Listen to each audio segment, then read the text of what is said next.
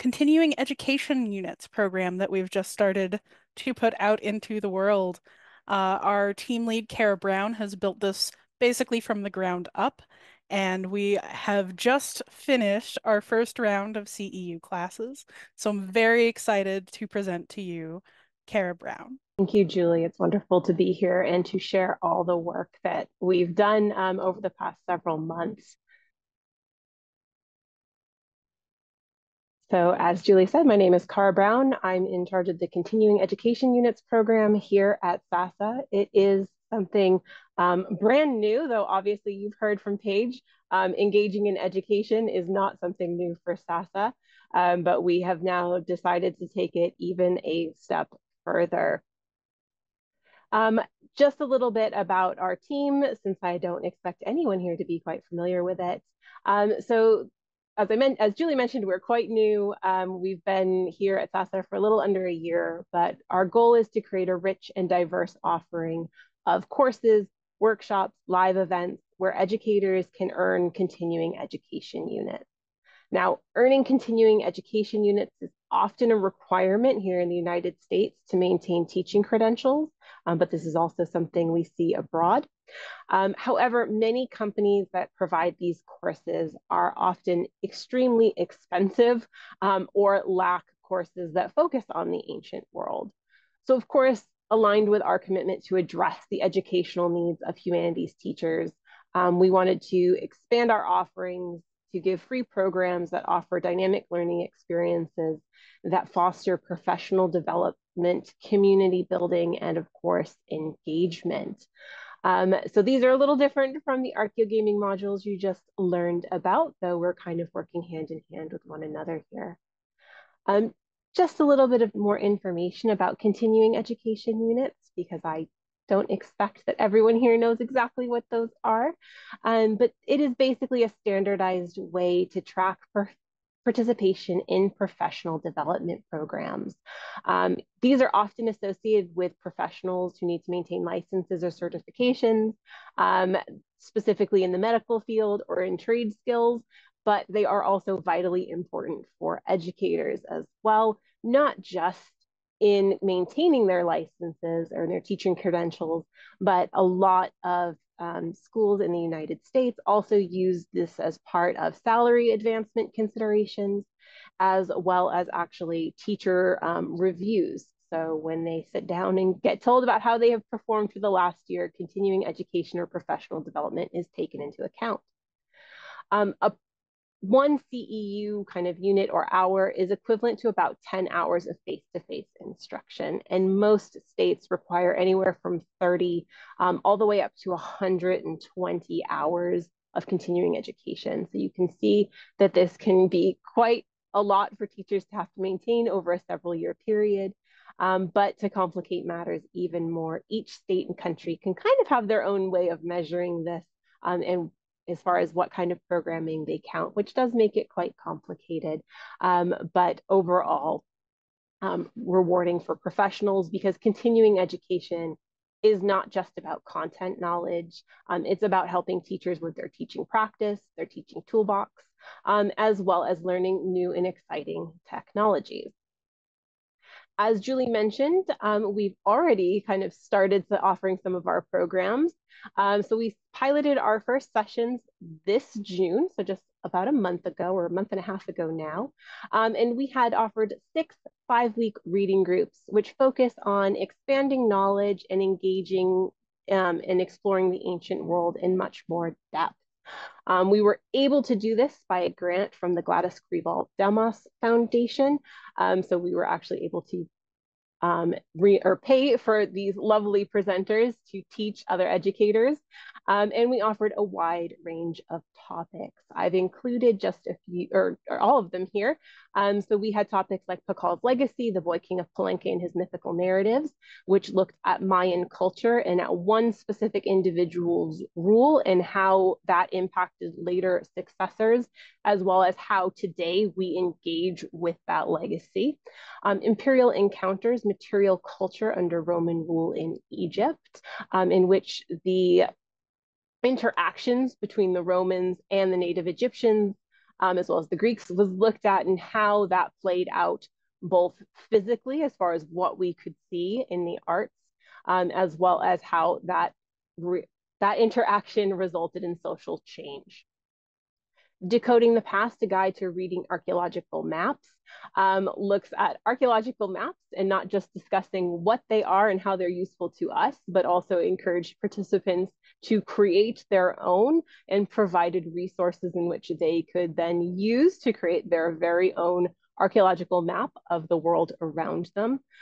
Teaching ancient Egypt, which focuses, as it says, on teaching the Egyptian world and how to incorporate that into the classroom setting, focusing on different topics of the Egyptian world. And as I'm going to plug very nicely, led by our very own Paige Brevick here from Archeogaming.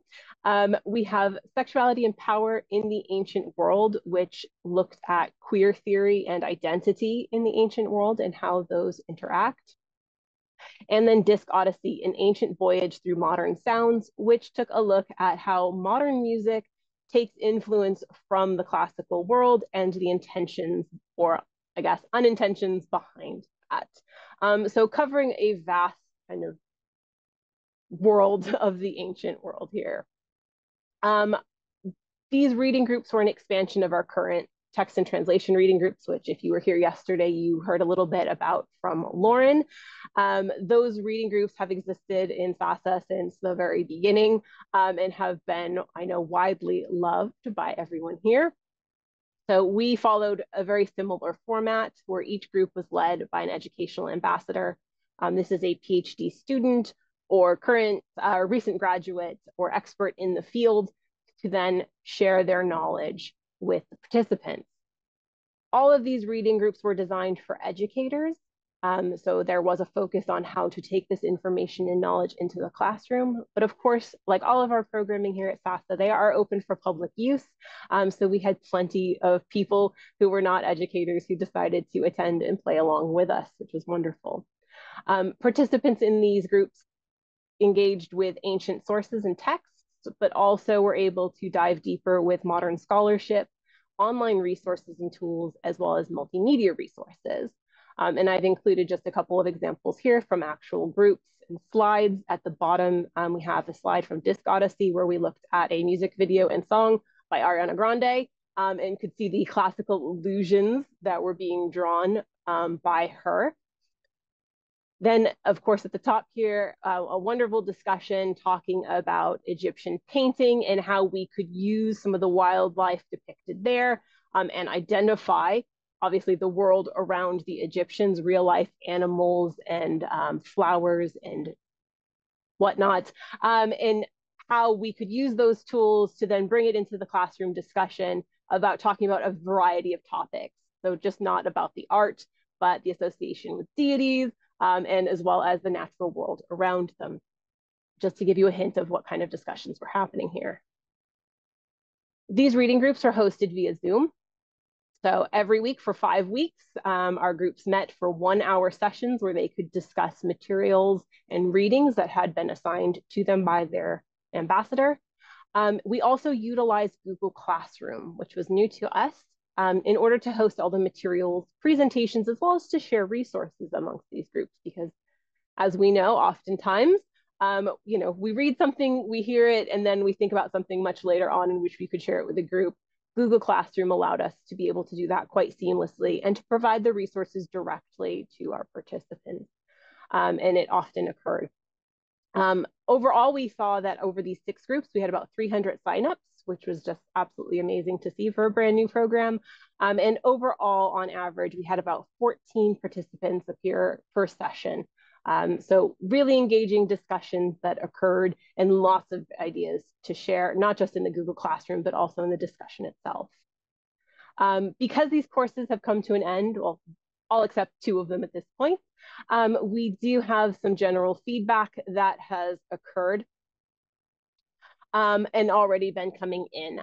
We, of course, we're looking at overall satisfaction here and as far as would these be beneficial to other individuals. And I do have some feedback to share.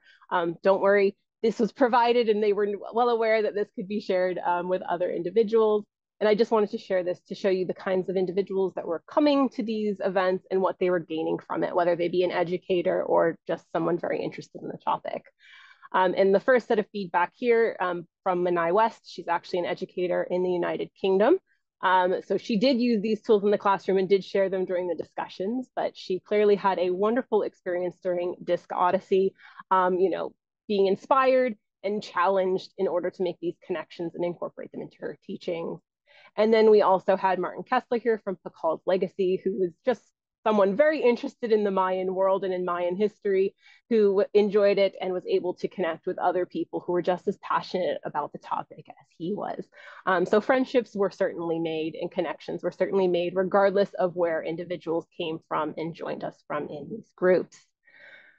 The other thing, and this is the most important thing for any kind of continuing education, is to make sure that those who came did learn something from it. And again, just the feedback we've received has been overwhelmingly positive.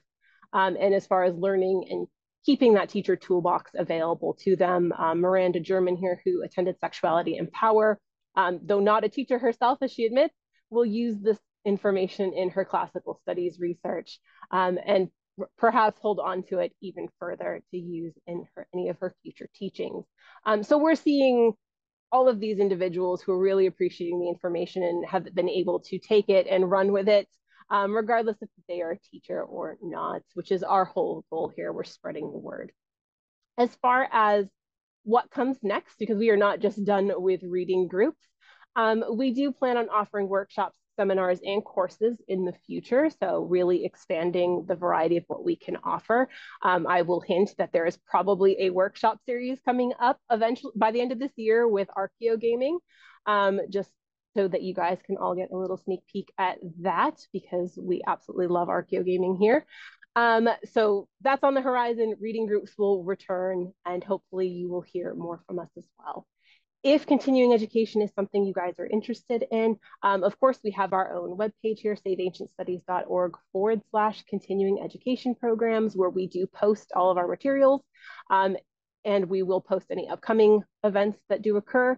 You can also sign up there for our continuing education mailing list, where you will be informed of just our continuing education programming in the future.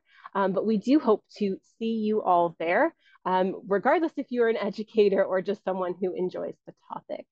So thank you very much, everyone, for letting me share continuing education with you. And I do hope you all enjoy the rest of the conference today. Thank you so much, Cara, for that great presentation. And we do hope to offer, as she was saying, even more opportunities in the future to make learning and teaching about the ancient world much more available. Um, Before we move on to our final speaker for the session 5 on the reception of ancient poetry, I did just want to talk a minute about you. Uh, so you, dear viewers, you our audience, you our members, you who may be seeing this for the first time, I wanted to thank you for being here, and not just for, clicking on the link, but also for being interested in the ancient world. If you do want to support us in all that we do, uh, the donations that you can make are absolutely vital to running our organization. Every single one goes to helping us further the mission, garnering ancient support for ancient studies, and making education free and available for everyone. So if you are so inclined, please take a moment to go to saveancientstudies.org/donate. If you do donate during the virtual conference, you will receive an invitation to our donor reward Pictionary night, which is, I'm told, going to be an absolute blast. Our team has been raving about this new Pictionary app that they found for a couple of weeks now. And if you happen to be feeling extra super generous and want to say in how SASA runs in the future, you might think about seeing how much you would like to talk to David Danzig directly.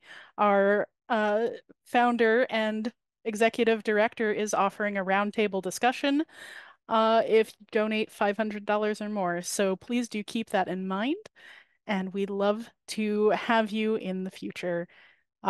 Whatever you can give, whether that shares a couple of dollars or a couple $100, we very much appreciate it.